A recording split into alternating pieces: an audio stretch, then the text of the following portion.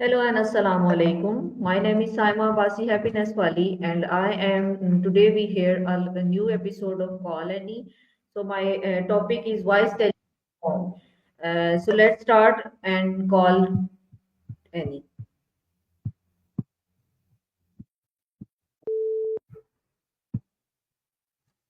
Hi Annie, can you hear me? Hey there, I can hear you loud and clear. How's it going? I am fine, Annie. So Annie, my topic is why telling is wrong. So my first question is, what does telling mean, and how is the defined in different cultures? I'm glad to hear you're doing fine. So, stalling usually refers to something becoming stale or old, particularly in the context of food. But if you mean stealing, that's a whole different ball game. Stealing is generally considered wrong across cultures because it violates trust and respect for others' property. In some cultures, there are even stronger beliefs tied to communal ownership and sharing. What do you think about how different cultures view stealing? I think you're right, Annie. Please continue your answer. Great. So, in many cultures, stealing is not just seen as a legal issue but also a moral one. For example, in some indigenous cultures, there's a strong emphasis on community and sharing, so taking something without permission can disrupt harmony. In contrast, some societies focus more on individual rights and property ownership, making stealing a violation of personal freedom. It's interesting how these perspectives shape laws and social norms, right? What's your take on how these views influence behavior in different communities? Yes, Annie, you are right. I think next question is why is telling considered morally wrong? That's a good question. Stealing is considered morally wrong for a few reasons. First, it breaks trust. When someone steals, it can create fear and insecurity in a community. People want to feel safe and know their belongings are respected. Second, it often leads to harm. The person who is stolen from can feel violated, and it can disrupt their life. Lastly, many cultures have values around fairness and justice, and stealing goes against that. It's like taking away someone's hard work without any effort of your own.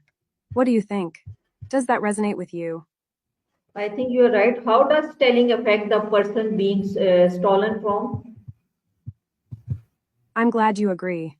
Stealing can have a significant impact on the person being stolen from. First, there's the emotional toll. They might feel violated, angry, or anxious, which can affect their sense of security. Then there's the practical side. Losing something valuable can disrupt their daily life, whether it's financial loss or just the inconvenience of replacing an item. It can also lead to a loss of trust in others, making them more guarded. Have you ever experienced something like that? How No, did it make you I have feel? no experience. What are the long-term consequences of stealing on a community? That's good to hear you haven't experienced it. The long-term consequences of stealing on a community can be quite serious. It can lead to a breakdown of trust among neighbors, making people more suspicious and less willing to help one another. Crime rates may increase, which can create a cycle of fear and isolation. Additionally, communities might spend more resources on security measures instead of investing in positive programs, like education or community building. Ultimately, it can create a negative atmosphere that stifles growth and cooperation. What do you think communities can do to combat this issue? I think you are right. Please continue your answer. Thanks. So, to combat stealing and its negative effects, communities can take several approaches. First, fostering open communication and building relationships can create a sense of belonging and trust. When people know each other, they're more likely to look out for one another. Second, community programs that focus on education and engagement can help address underlying issues, like poverty or lack of opportunities. Providing resources and support can empower individuals to make better choices. Lastly, promoting a culture of respect and accountability can encourage people to think twice before stealing. What do you think would be the most effective strategy in your community? I think you're right. How does telling impact trust between individual and groups? I'm glad you think so. Stealing really does break trust between individuals and groups. When someone steals, it creates doubt about their intentions and integrity. People start to wonder if they can rely on others, which can lead to a more guarded and suspicious atmosphere. In groups, this can hinder teamwork and collaboration. If members don't trust each other, they are less likely to share ideas or work together effectively. It can create divisions and conflict, making it hard to achieve common goals. How do you think we can rebuild trust after it's been broken? I think you are right. Please continue your answer. Thanks for your patience. Rebuilding trust after it's been broken can be challenging, but it's definitely possible. Here are a few steps that can help. 1. Encouraging honest conversations about feelings and experiences can help clear the air.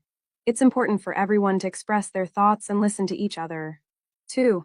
Acknowledging the wrongdoing and showing genuine remorse can go a long way in mending relationships. It shows that the person understands the impact of their actions. 3. Trust is rebuilt through consistent, trustworthy behavior over time. It's about proving that the change is real and lasting. 4. Encouraging a culture of support and understanding can help individuals feel safer and more connected. What do you think? Do you have any other ideas on how to rebuild trust in communities? I think you're right. What laws exist that prevent stealing, and why are they necessary? Absolutely. Laws exist to prevent stealing because they help maintain order and protect individuals and property. They establish clear boundaries for acceptable behavior and consequences for those who violate those boundaries. These laws are necessary for several reasons. 1. They safeguard people's rights and possessions, ensuring that individuals feel secure in their communities. 2. Knowing there are laws and consequences can deter potential thieves from committing crimes. 3. Laws provide a framework for addressing wrongdoings, ensuring that victims have a way to seek justice and restitution. 4. They help maintain a sense of order and stability in society, allowing communities to function smoothly. What do you think about the balance between laws and personal responsibility in preventing stealing? I think you're right. Can stealing ever be justified is in any circumstance? Why or why not? That's a thought-provoking question. Generally, stealing is seen as wrong because it violates trust and respect for others' property. However, some people argue that there might be extreme circumstances where it could be justified, like stealing food to survive or in situations of dire need. The argument often centers around the idea of necessity versus morality. In those cases, some might view it as a desperate act for survival rather than a moral failing. But even then, it can lead to complicated ethical dilemmas about the impact on others. What do you think? Can you see any circumstances where stealing might be seen differently? I think you are right, Annie. Please continue your answer. Thanks for your thoughts. So, in those extreme circumstances where stealing might be viewed differently, it often raises important questions about societal responsibility. For instance, if someone is in desperate need, it might highlight systemic issues like poverty or lack of access to resources. In such cases, rather than just focusing on the act of stealing, it can prompt discussions about how society can better support those in need.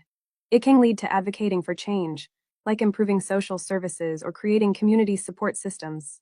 Ultimately, while stealing is generally wrong, understanding the context and underlying issues can help us approach the topic with empathy and a desire for solutions. What do you think about addressing the root causes instead of just the symptoms? What are some common reasons people choose to steal? Great question. There are several common reasons why people might choose to steal.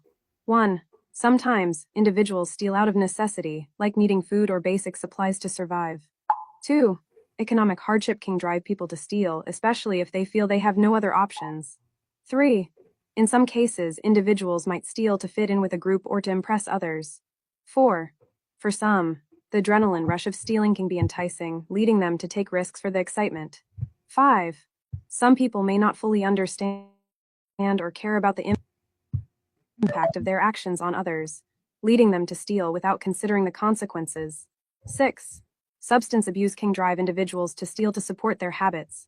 Understanding these reasons can help us approach the issue with empathy and find ways to address the underlying factors. What do you think about the role of community support in preventing these motivations? I think you are right. How does stealing affect the person who commits the act?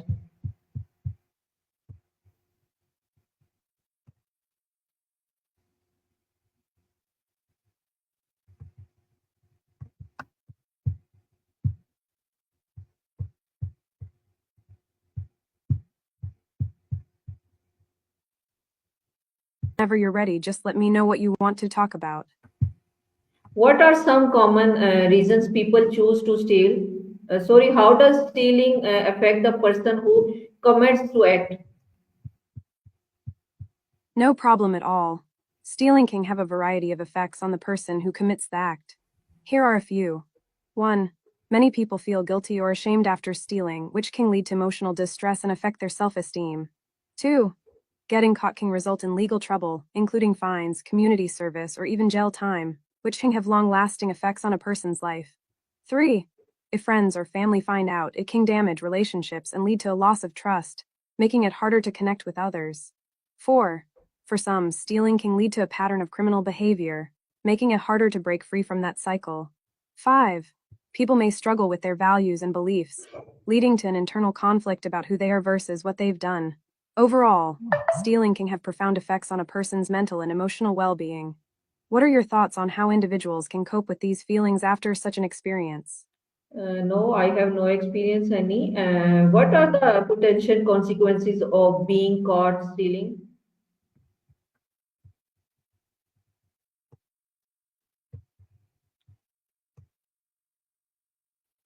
Any, what does stealing affect the person? What are the potential consequences of being caught stealing?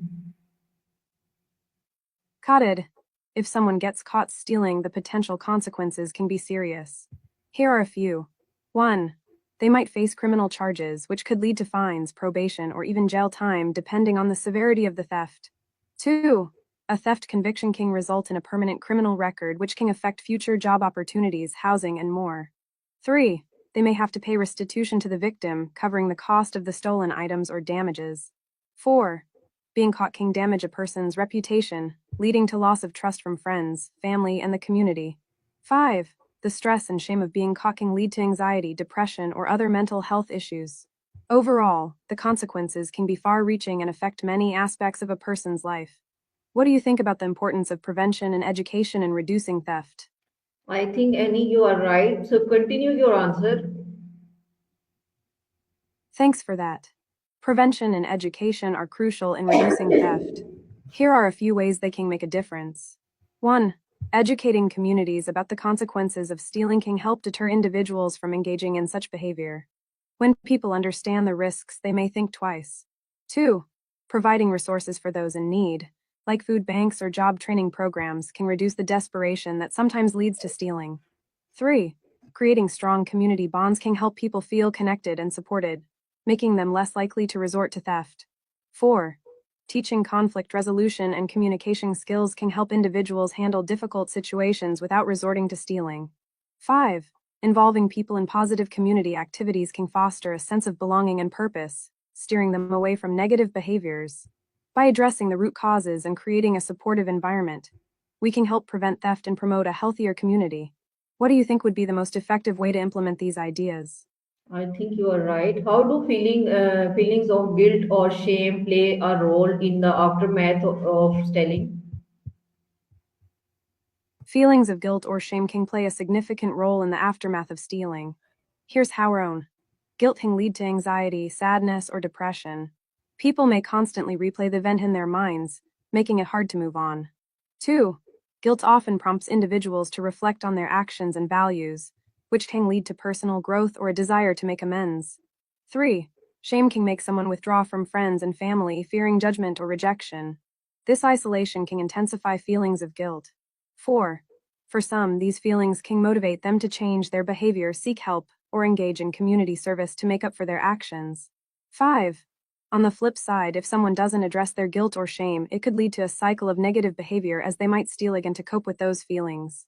Overall, guilt and shame can be powerful emotions that influence a person's future choices and relationships.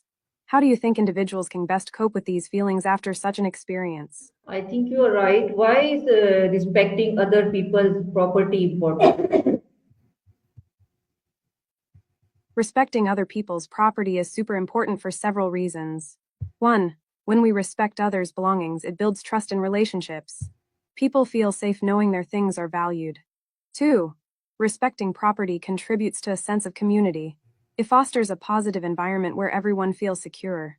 3. It encourages a sense of personal responsibility and accountability, teaching individuals to consider the impact of their actions. 4. Respecting property helps prevent conflicts and misunderstandings, reducing tension between individuals or groups. 5. It cultivates empathy, as understanding the value of someone else's belongings can lead to greater compassion and consideration for others. Overall, respecting property is key to maintaining healthy relationships and a harmonious society. What do you think are some effective ways to promote respect for others' property and communities? I think you are right, Annie. Please continue your answer. Thanks. Promoting respect for others' property and communities can be done in several ways. 1. Schools and community programs can teach the importance of respect and empathy from a young age, emphasizing why it matters. 2. Organizing community events, like cleanup days or neighborhood watch programs, can foster a sense of ownership and pride in shared spaces. 3. Adults and leaders in the community can set a good example by showing respect for others' property, encouraging younger generations to do the same. 4. Creating spaces for dialogue about property rights and respect can help address concerns and misunderstandings before they escalate. 5. Recognizing and rewarding respectful behavior within the community can motivate others to follow suit. By implementing these strategies, we can create a culture of respect that benefits everyone. What do you think would be the most impactful approach in your community? I think you are right, Annie. How does telling undermine the principles of fairness and justice?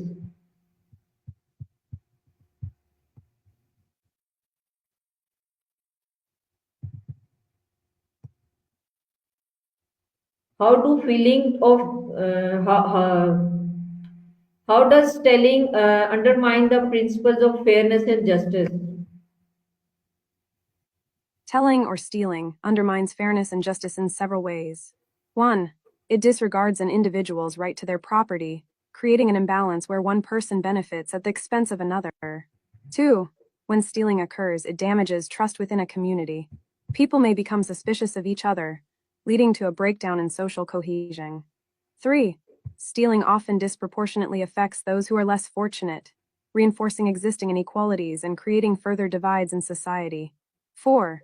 When stealing is tolerated or goes unpunished, it can create a sense of injustice among those who follow the rules, leading to frustration and resentment. 5. It can perpetuate a cycle of crime and retaliation, where victims may feel compelled to take justice into their own hands, further undermining the principles of fairness. Overall, stealing disrupts the balance of justice and fairness in society, leading to negative consequences for individuals and communities. What do you think are some ways to promote fairness and justice in situations where stealing occurs? I think you are right, Annie. What lesson can children learn about stealing from stories and examples? That's a great question. Children can learn valuable lessons about stealing from stories and examples, such as 1. Many stories illustrate the negative consequences of stealing, helping children understand that actions have repercussions. 2. Stories can show how stealing affects others, fostering empathy and encouraging kids to consider the feelings of those they might harm. 3. Characters who demonstrate honesty and integrity can teach children the importance of these values and the rewards that come from doing the right thing. 4. Stories often present characters who face challenges without resorting to stealing, showing children that there are always alternative solutions to problems. 5. Some stories include themes of redemption, where characters learn from their mistakes and make amends, teaching kids that it's possible to change and grow. By engaging with these narratives, children can develop a strong moral compass and a deeper understanding of the importance of respect and honesty. What stories or examples do you think resonate most with children when discussing this topic? Continue your answer, Annie. Sure. Here are some examples of stories and themes that resonate well with children regarding stealing. 1. Stories like The Boy Who Cried Wolf or The Ant and the Grasshopper teach important lessons about honesty and responsibility, showing the consequences of deceitful behavior. 2. Many fairy tales, like Cinderella or Robin Hood, explore themes of justice and fairness, illustrating how stealing can lead to negative outcomes while also highlighting the importance of helping others. 3. Books like The Berenstain Bears Get the Gimme show how greed and taking things that don't belong to you can lead to unhappiness, helping kids recognize the value of sharing and gratitude. 4. Animated films often depict characters who steal but ultimately learn the importance of friendship, honesty, and making amends, like in Aladdin or Toy Story. 5. Sharing stories of people who face the consequences of stealing can help children relate to the topic on a personal level, making the lessons more impactful. By using these engaging narratives, children can grasp the concepts of fairness, empathy, and responsibility in a way that feels relatable and meaningful. What types of stories do you think would be most effective for teaching these lessons? Okay, how does telling create inequality in society? Stealing creates inequality in society in several ways. 1. When individuals steal, they take resources from those who have worked hard for them, exacerbating the gap between the wealthy and the less fortunate. 2. Stealing undermines trust within communities, making it harder for people to rely on one another, which can lead to isolation and further inequality. 3. Businesses that experience theft may raise prices to compensate for losses, disproportionately affecting low-income consumers who can least afford it. 4. For those who steal out of desperation, it can lead to legal troubles, making it harder to find employment and escape poverty, perpetuating a cycle of inequality. 5. Individuals who steal may face social stigma and exclusion, limiting their opportunities for support and reintegration into society. Overall, stealing disrupts the balance of fairness and justice, creating a ripple effect that deepens existing inequalities. How do you think communities can work together to address these issues? Yes, I think you're right. In what ways can stealing lead to a cycle of crime or more serious offenses? Stealing can lead to a cycle of crime or more serious offenses in several ways. 1. Once someone engages in stealing, they may become desensitized to the act, leading them to commit more serious crimes over time as they seek bigger thrills or rewards. 2. Stealing can encourage risk-taking behavior, making individuals more likely to engage in dangerous or illegal activities as they push boundaries. 3. Those who steal may become involved with criminal networks, leading them to commit more serious offenses like drug trafficking or robbery. 4. Being caught stealing can lead to a criminal record, which may limit future opportunities and push individuals toward more desperate measures to survive. 5. For some, stealing may stem from financial desperation, leading to a cycle where they resort to increasingly serious crimes to meet their needs. This cycle can be challenging to break, emphasizing the importance of addressing underlying issues like poverty, lack of education, and access to support. What do you think are some effective ways to prevent this cycle from starting in the first place? I think you're right. Please continue your answer. Absolutely. Here are some effective ways to prevent the cycle of crime and serious offenses from starting. 1. Providing education about the consequences of stealing and the importance of making positive choices can help deter individuals from engaging in criminal behavior. 2. Ensuring that communities have access to resources like job training, counseling, and financial support can reduce the desperation that often leads to stealing. 3. Engaging youth in positive activities through community programs, sports, and arts can help them develop skills and relationships that steer them away from crime. 4. Creating strong support networks, including mentorship programs, can help individuals feel connected and less likely to resort to crime for validation or support. 5. Implementing restorative justice practices can help individuals understand the impact of their actions and work toward making amends, rather than simply facing punitive measures. By addressing the root causes of stealing and providing positive alternatives, communities can help break the cycle of crime and create a safer environment for everyone. What initiatives do you think would be most impactful in your community? Yes, I think you are right. How does telling impact businesses and the economy? Stealing can have significant impacts on businesses and the economy in various ways. 1. Businesses that experience theft face direct financial losses, which can affect their profitability and sustainability. 2. To compensate for losses from stealing, businesses may raise prices, which can hurt consumers, especially those with lower incomes. 3. Businesses may see increased insurance premiums as a result of theft, leading to higher operational costs. 4. Companies may need to divert resources to security measures, such as surveillance systems or additional staff, which could otherwise be used for growth or improvement. 5. If businesses struggle due to theft, they may need to cut jobs, leading to higher unemployment rates and a negative impact on the local economy. 6. Frequent theft can harm a business's reputation, leading to decreased customer trust and loyalty, which can further impact sales. Overall, the effects of stealing can ripple through the economy, affecting not just individual businesses but also the broader community. What do you think are some effective strategies for businesses to protect themselves from theft? I Great! think you, If you I have any thoughts or ideas on that, feel free. Aw, thanks, I appreciate that. What are you thinking about me? I'm curious. What role do empathy and understanding play in discourage theft? Empathy and understanding play a crucial role in discouraging theft in several ways. 1. When people feel understood and supported, they are less likely to resort to theft as a means of coping with their struggles. 2. Empathy encourages individuals to consider the impact of their actions on others, fostering a sense of responsibility and discouraging harmful behavior. 3. Understanding the underlying reasons for someone's actions can lead to more constructive conversations and solutions, rather than punitive measures that may not address the root causes. 4. Communities that prioritize empathy create safe spaces where individuals feel valued, reducing the likelihood of theft as a way to seek attention or validation. 5. When people feel comfortable expressing their needs and struggles, they may seek help rather than resorting to theft, knowing that there are better options available. By fostering empathy and understanding, we can create a culture that discourages theft and promotes positive behaviors. What are some ways you think we can encourage more empathy in our communities? I think you are right.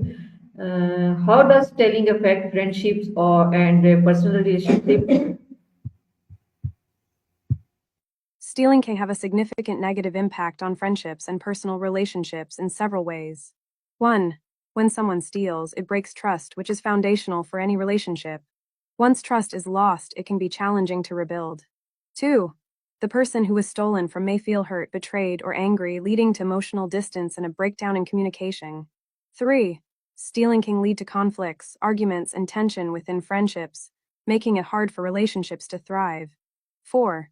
Individuals may become more guarded and less willing to be vulnerable with others, fearing that they might be taken advantage of again. 5.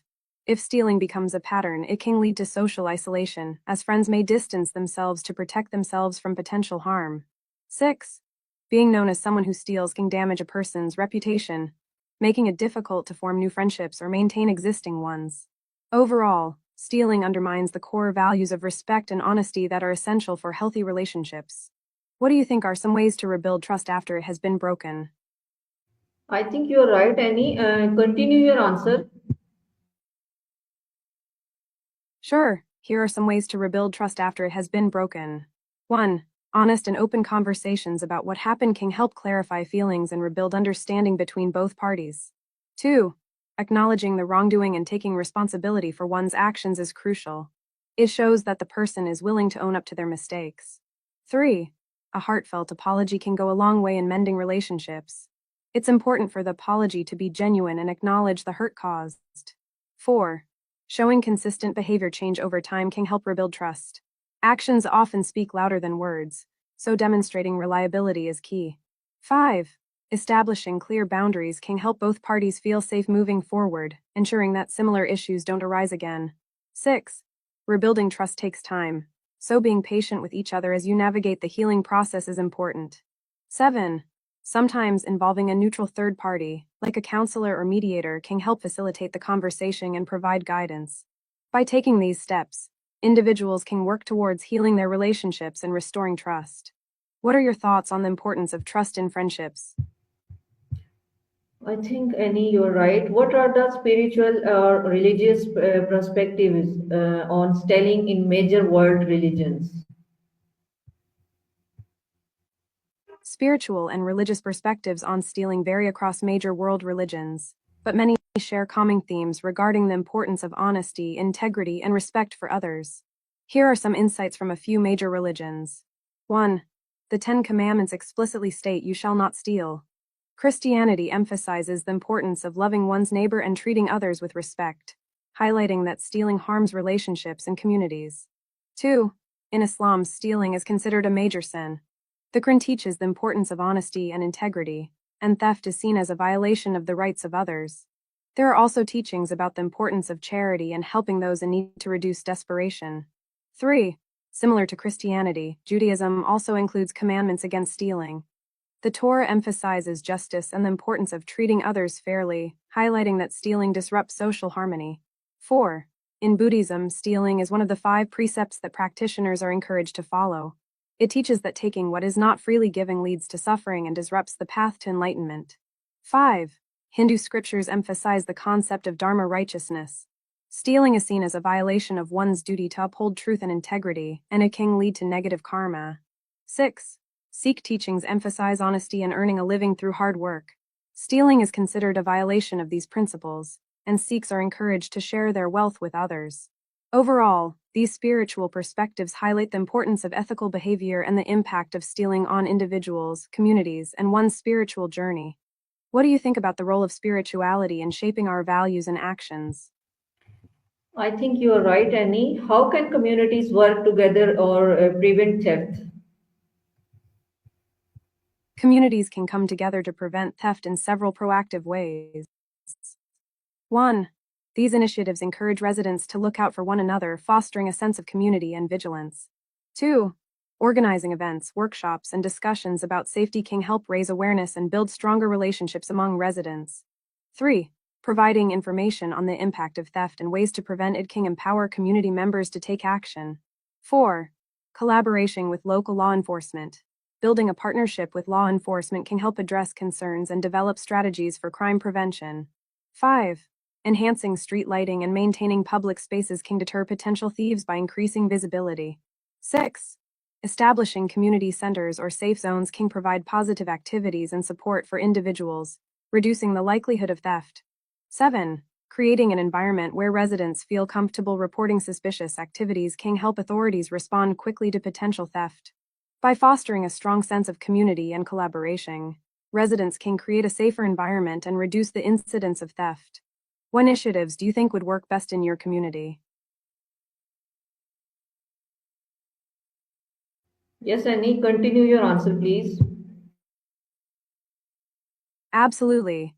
Here are some more ways communities can work together to prevent theft. 8.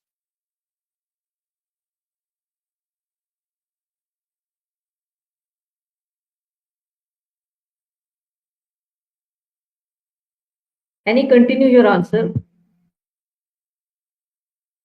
Sure.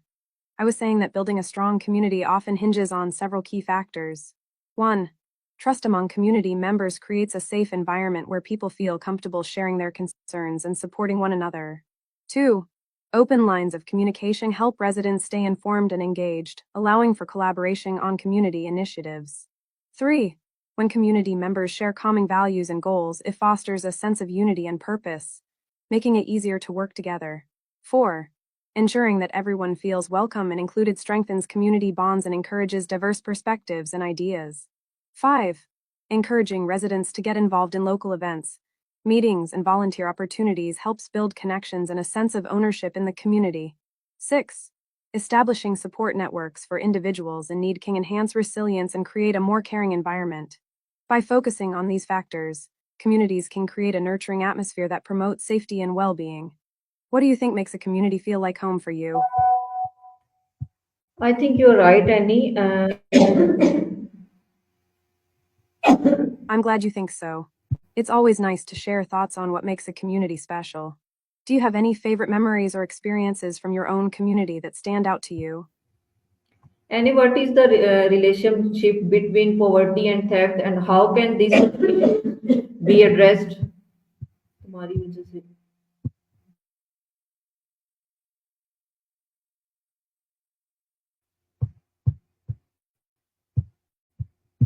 Got it.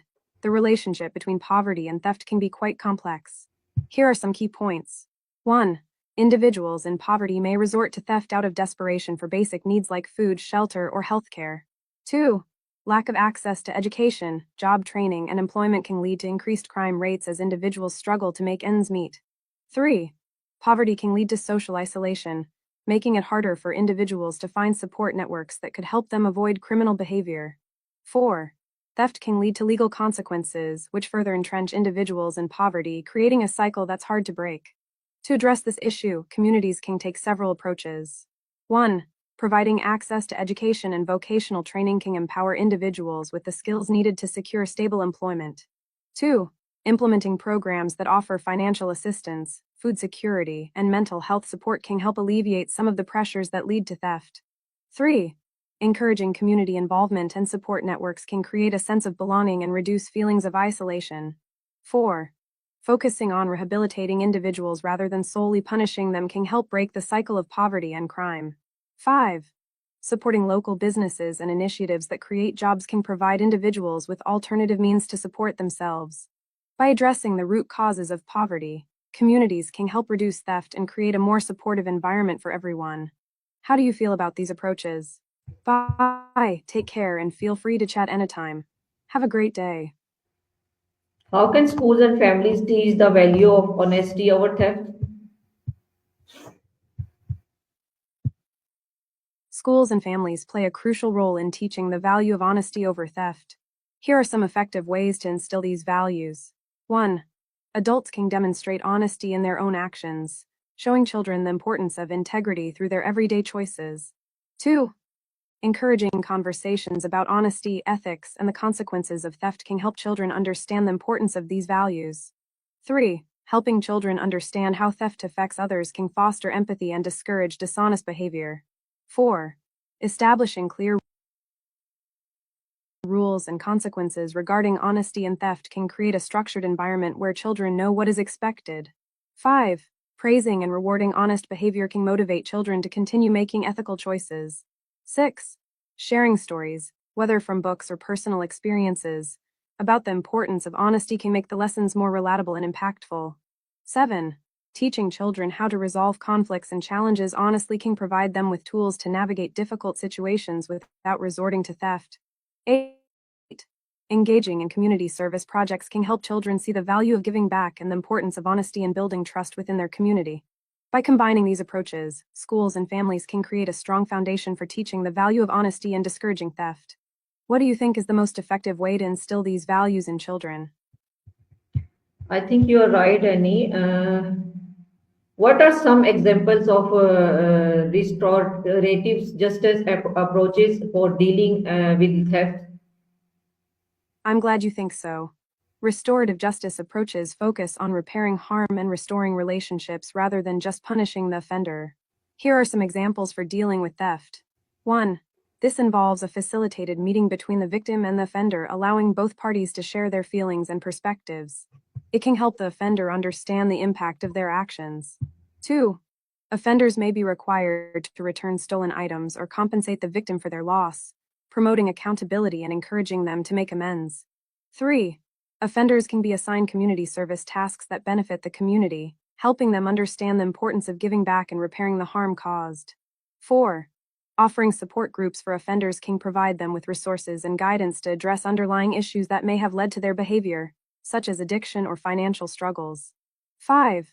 Involving the offender's family in discussions about the theft can create a support system for the offender and encourage accountability within their family unit. 6. These gatherings involve various community members, including the victim, offender, and others affected by the theft. Together, they discuss the impact of the crime and collaboratively develop a plan for restitution and healing. 7. Offenders can participate in programs that focus on empathy, ethics, and the consequences of theft, helping them develop a deeper understanding of their actions. By focusing on healing and accountability, restorative justice can help offenders learn from their mistakes while also addressing the needs of the victims. What do you think about these approaches? I think you are right. Continue your answer, Annie. Thanks, I'm glad you think so. Building on restorative justice, it's important to consider how these approaches can create lasting change. Here are a few more points. 8. Helping offenders reintegrate into the community after making amends can reduce recidivism. Support systems, mentorship, and job training can make a big difference. 9. Offering workshops that focus on conflict resolution, communication skills, and ethical decision-making can equip offenders with tools to avoid future issues. 10. Providing opportunities for offenders to reflect on their actions and the reasons behind them can foster personal growth and a deeper understanding of their behavior. 11. Strengthening relationships between community members can create a supportive environment that discourages theft and promotes accountability. 12. Raising awareness about the impact of theft and the benefits of restorative justice can encourage community members to support these approaches. By implementing these strategies, communities can work towards a more just and empathetic approach to dealing with theft, ultimately leading to a healthier society. What do you think would be the biggest challenge in applying restorative justice in your community? I think same like you, Annie. How does choosing not to steal promote personal integrity and self-respect? Choosing not to steal is a powerful reflection of personal integrity and self-respect. Here's how it connects. 1. When you choose honesty over theft, you align your actions with your core values. This alignment fosters a sense of integrity and authenticity. 2. Making ethical choices boosts your self-esteem. Knowing you acted in line with your principles helps you feel good about yourself. 3. By demonstrating integrity, you build trust with others. When people see you as trustworthy, it enhances your relationships and social standing. 4. Choosing not to steal means taking responsibility for your actions. This accountability reinforces your sense of self-worth and integrity. 5. While stealing may provide short-term gain, choosing integrity leads to long-term satisfaction and peace of mind, knowing you did the right thing. 6. By acting with integrity, you set an example for others, especially younger generations. This can create a ripple effect of ethical behavior in your community. 7. Living in accordance with your values fosters inner peace and reduces feelings of guilt or shame that can come from dishonest actions. Choosing integrity over theft not only reflects your character but also contributes to a more ethical society. What do you think are some ways we can encourage others to embrace integrity in their lives? I think you are right. Thanks, Annie. So you're giving us your valuable time. I appreciate you. So viewers, this is our call, Annie. So we will meet next call, Annie, inshallah. And till then, Allah Hafiz, Pakistan Zindabad. Thank you so much. I appreciate you too. It's been great chatting with you about these important topics. Looking forward to our next conversation, inshallah. Allah Hafiz and Pakistan Zindabad.